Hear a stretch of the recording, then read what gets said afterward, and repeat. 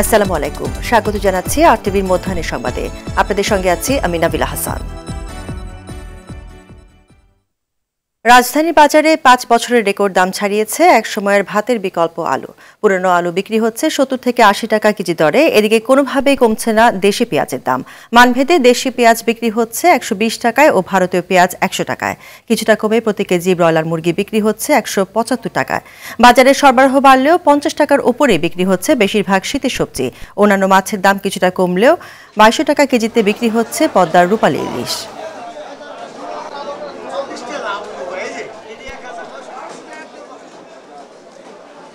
আলুটা বাড়তেছে, এরা আলু এখন এরা সিন্ডিকেট করতেছে। সৈরাচার থাকতে সিন্ডিকেট ছিল, এখন সৈরাচার চলে যাওয়ার পরে সিন্ডিকেট শুরু হয়ে গেছে। যে হিসাব করে আইছে মানে ৫টা ৬টা তরকারি কিনবো, মিলাই কিনবো, সেই জিনিসটা ওই ৪টা কিনলে ওই ৫টার কিনা হয় না, কম পড়ে যায়। বোয়াল মাছ, চার মাছ, এডি মাছের দাম, ইলিশ মাছের দামটা গত সপ্তাহে এই সপ্তাহে বেশি। এই মুহূর্তে চট্টগ্রাম থেকে সরাসরি যোগ দিচ্ছেন সহকর্মী সাইফুল মাহমুদ। সাইফুল, আলু পেঁয়াজ সহ নিত্যপণ্যের দামের কি অবস্থা দেখছেন চট্টগ্রামের বাজারে? যে নাবিলা আসলে যেমনটি বলেছেন, আমি সবসময় বলে থাকি আসলে চট্টগ্রামের বাজারে কিন্তু সবকিছু ঊর্ধ্বমুখী, তারও ব্যতিক্রম হয়নি আজকের দিনও। যেহেতু শুক্রবার, সেই জন্য কিন্তু বাজারের অন্যান্য দিনের তুলনায় আজকে একটু দাম বেশি। সকালবেলা বেশ কয়েকটি পণ্যের যাচাই করলাম, সেখানে বিক্রি হচ্ছে পুরাতন আলু বিক্রি হচ্ছে ৭০ থেকে ৭৫ টাকা, নতুন আলু বিক্রি হচ্ছে ১২০ টাকাতে, টমেটো বিক্রি হচ্ছে ১৫০ টাকা কেজিতে, এবং ফুলকপি ৮০ টাকা, পাতাকপি ৮০ টাকা। তার মানে ৮০ টাকার নিচে চট্টগ্রামে কোনো সবজি নেই এই মুহূর্তে। কিন্তু আসলে একেবারে শীতকালীন সবজিতে ভরপুর, এরপরও কিন্তু ৮০ টাকার নিচে কোনো সবজি নামতেছে না। ভারতীয় পেঁয়াজ বিক্রি হচ্ছে ১৪০ টাকাতে, দেশি পেঁয়াজ বিক্রি হচ্ছে ১০০ টাকা থেকে ১১০ টাকায়। ডিমের ডজন বিক্রি হচ্ছে ১৫৫ টাকাতে, এবং লাল ডিম বিক্রি হচ্ছে ১৭০ টাকাতে। ইলিশ মাছ গত সপ্তাহের তুলনায় এই সপ্তাহে ২০০ টাকা বৃদ্ধি পেয়েছে, প্রতি কেজি বিক্রি হচ্ছে ২২০০ টাকা করে। গত সপ্তাহে বিক্রি হয়েছিল এটা ২০০০ টাকা, এই সপ্তাহে এটা ২২০০ টাকা বিক্রি হচ্ছে। এবং গরুর মাংস আগের দরে রয়ে গেছে ৯০০ টাকা বিক্রি হচ্ছে, হাড় ছাড়া এবং হাড়যুক্ত গরুর মাংস ৮৫০ টাকাতে। ফার্মের মুরগি বিক্রি হচ্ছে ১৯০ থেকে ১৯৫ টাকায়, দেশি মুরগি বিক্রি হচ্ছে ৫৯০ টাকা, সোনালী মুরগি বিক্রি হচ্ছে ৩২০ টাকাতে। আসলে দেখা যাচ্ছে যে চট্টগ্রামের বাজারে সবকিছুই কিন্তু ঊর্ধ্বমুখী, কোনোভাবে এটাকে নিয়ন্ত্রণ করা যাচ্ছে না। আমরা ব্যবসায়ীদের সাথে কথা বললাম, কেন এত দাম। তারা বললো আসলে মোকামগুলো থেকে যারা কিনছে তারা দাম দিয়ে কিনছে, সেজন্য তারা কিন্তু দাম দিয়ে কিনে এনে এখানে বেশি দামে বিক্রি করতে হচ্ছে। তবে এখানে যারা ক্রেতা আছে তাদের অভিযোগ হচ্ছে যে আসলে যদিও সরকার পতনের পরে সিন্ডিকেট ছিল না, কিন্তু আবার নতুন করে সিন্ডিকেট গড়ে উঠেছে, সেজন্যই কিন্তু আসলে প্রত্যেকটা জিনিসের এত দাম। সঠিক মনিটরিং নাই বললেই চলে। এই মুহূর্তে আসলে মনিটরিংয়ের অভাবেই কিন্তু আসলে ব্যবসায়ীরা যেভাবে পারছেন সেভাবে বিক্রি করে নিচ্ছেন বলে অভিযোগ করেছেন ব্যবসায়ীরা। তবে আসলে সঠিক মনিটরিংয়ের প্রয়োজন আছে বলে মনে করেন এখানে যারা সাধারণ ক্রেতা আছে তারা বলেছেন মনিটরিং যদি নিয়মিত হয় তাহলে কিন্তু কমবে। তবে ব্যবসায়ীরা জানিয়েছেন আসলে মনিটরিং মোকামে করা দরকার আছে, যেখান থেকে পণ্য ক্রয় করে সেখানে যদি আসলে মনিটরিং করা হয় তাহলে কিন্তু আরও কিছু কমতে পারে। তবে ব্যবসায়ীরা আরেকটা বিষয়কে দোষারোপ করেছেন, সেটি হচ্ছে মধ্যস্বত্বভোগী। মোকাম থেকে যারা মাল ক্রয় করে যে মধ্যস্বত্বভোগী, তারা কিন্তু আসলে পণ্যের দাম বাড়িয়ে দিচ্ছেন বলে অভিযোগ করেছেন। নাবিলা, এই ছিল আমার কাছে বাজার পরিস্থিতি নিয়ে সর্বশেষ তথ্য। ধন্যবাদ সাইফুল আপনাকে। একদিনের ব্যবধানে দিনাজপুরের হিলি স্থলবন্দরে পাইকারি বাজারে কমেছে ভারত থেকে আমদানিকৃত আলু ও পেঁয়াজের দাম। বাজারে আলু কেজি প্রতি ৩ টাকা কমে ৬০ টাকা থেকে ৬২ টাকায় ও পেঁয়াজ কেজি প্রতি ৫ টাকা কমে ৭০ টাকা দরে বিক্রি হচ্ছে। ব্যবসায়ীরা বলছে আমদানি বেশি হওয়াতে কিছুটা দাম কমতে শুরু করেছে। তবে ক্রেতাদের দাবি আলু ৩০ ও পেঁয়াজ ৪০ টাকা দরে বিক্রি হলে স্বস্তি ফিরবে সাধারণ মানুষের মাঝে। হিলি কাস্টমসের তথ্য অনুযায়ী বৃহস্পতিবার হিলি স্থলবন্দর দিয়ে ভারতীয় ৫৫টি ট্রাকে ১,৫২০ মেট্রিক টন আলু ও ১৩টি ট্রাকে ৩৮০ মেট্রিক টন পেঁয়াজ আমদানি হয়েছে।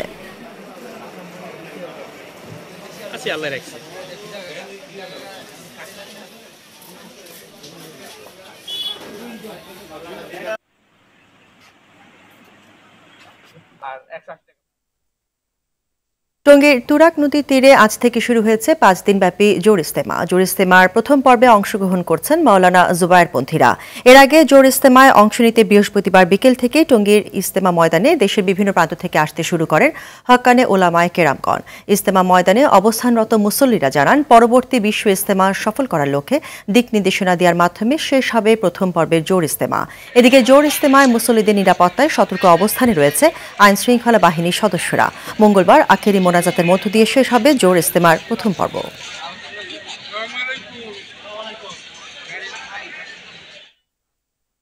তাপমাত্রা কমে গিয়ে দেশের বিভিন্ন জেলায় বাড়ছে শীতের প্রকোপ। ভোর থেকে ঘন কুয়াশায় পড়লেও দিনের আলো ফুটতেই দেখা মিলছে সূর্যের।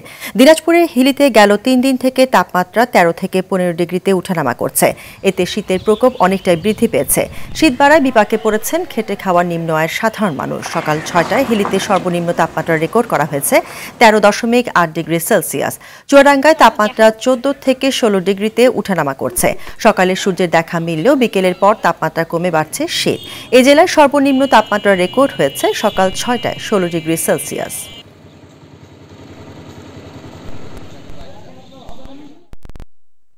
প্রায় 17 বছর পর নির্বাসিত জীবন শেষে দেশে ফিরছেন বিএনপির ভারপ্রাপ্ত চেয়ারম্যান তারেক রহমান। নেতারা মনে করেন নতুন বছরের শুরুতে ফিরতে পারেন তিনি। তার আইনজীবীরা বলছেন মামলার কাঁটা তার দেশে ফেরার পথে অন্তরায় হবে না। মাইদুর রহমান রুবেল জানাচ্ছেন বিস্তারিত। হাসিনা সরকার দেশ ছেড়ে পালিয়ে যাওয়ার পর নির্বাসিত জীবনের অবসান ঘটতে যাচ্ছে বিএনপির ভারপ্রাপ্ত চেয়ারম্যান তারেক রহমানের। কবে নাগাদ তিনি দেশে ফিরতে পারেন তা নিয়ে চলছে আলোচনা। তার দেশে ফেরার অপেক্ষায় আছেন দলের নেতাকর্মীরা। বিগত 2 সরকারের আমলে বিএনপির ভারপ্রাপ্ত চেয়ারম্যানের বিরুদ্ধে মামলা রয়েছে অন্তত 33টি। 1-11 সরকারের সময়ের 17টি আর আওয়ামী লীগ সরকারের আমলের 16টি। এছাড়া সারা দেশে মানহানির মামলা রয়েছে কয়েক ডজন। তবে আওয়ামী লীগ পতনের পর মিথ্যা মামলার জাল ছিঁড়ে বের হচ্ছেন বলে মনে করেন তার আইনজীবীরা। তারেক রহমান সাহেবের যে মামলাগুলা মিথ্যা ভিত্তির উপর দাঁড় করিয়ে সাজা দেয়া হয়েছে রাজনৈতিক উদ্দেশ্যে, প্রত্যেকটা মামলায় আমরা আইনি প্রক্রিয়া মোকাবেলা করব। যদি মামলা প্রত্যাহার করা হয় তিনি যেন বাংলাদেশের সর্বশেষ ব্যক্তি হন। সমস্ত রাজনৈতিক নেতা কর্মী ইভেন সমর্থকের মামলাগুলো প্রত্যাহার হওয়ার পরে যেন তারটা হয়। তারেক রহমান যেদিন বাংলাদেশে ফিরবেন সেদিন আপনি দেখবেন যে বাংলাদেশে মানুষ রাস্তায় দাঁড়াবার মতো জায়গা পাবে না, এত লোকের সমাগম হবে বাংলাদেশে। তারেক রহমানের দেশে ফেরার পথে কাটা হয়ে আছে বিগত 1-11 তত্ত্বাবধায়ক সরকার ও আওয়ামী লীগ সরকারের আমলে হওয়া মামলা। বিএনপির আইন বিষয়ক সম্পাদক ব্যারিস্টার কায়সার কামাল বলেন, আইনি পথ ছাড়া অন্য কোনো পথে ফিরবেন না তারেক রহমান। আদালত তার স্বীয় পর্যবেক্ষণ অনুসারে মতামতের ভিত্তিতে আদালত কর্তৃক এই মামলাগুলো নিষ্পত্তি হবে। 21শে আগস্টের মামলায় জনাব তারেক রহমান সাহেবের কোনো নাম ছিল না। যে 5টি মামলায় সাজা হয়েছে, যে orphanage trust case, money laundering কেসে নিম্ন আদালতে খালাস ছিলেন, সেই খালাসকৃত মামলাটা উচ্চ আদালতে এসে 7 বছরের সাজা দিয়েছেন। আর সিনিয়র আইনজীবী জয়নুল আবেদিন বলেন, আইনের প্রতি শ্রদ্ধাশীল তারেক রহমান। তার মামলা নিষ্পত্তিতে কাজ করছেন আইনজীবীরা। আমরা উদ্যোগ নিয়েছি অচিরেই আইনগতভাবে মোকাবিলা করে তার সমস্ত মামলার থেকে তাকে মুক্ত করব। নির্ভর করে ওনার ইচ্ছার উপরে উনি কখন দেশে ফিরবেন। তত্ত্বাবধায়ক সরকার আমলে যৌথ বাহিনীর হাতে গ্রেফতার হয়ে 18 মাস কারাবাস শেষে 2018 সালে চিকিৎসার জন্য লন্ডনে চলে যান তারেক রহমান। সেখান থেকেই বর্তমানে দল পরিচালনা করছেন তিনি। সাংবাদিক সমাজকে সতর্ক থাকা দরকার। মাইদুর রহমান রুবেল, আরটিভি, ঢাকা। মধ্যাহ্নের সংবাদ এ পর্যন্তই। দুপুরের সংবাদ 1:45টায় দেখার আমন্ত্রণ রইল। ধন্যবাদ সবাইকে।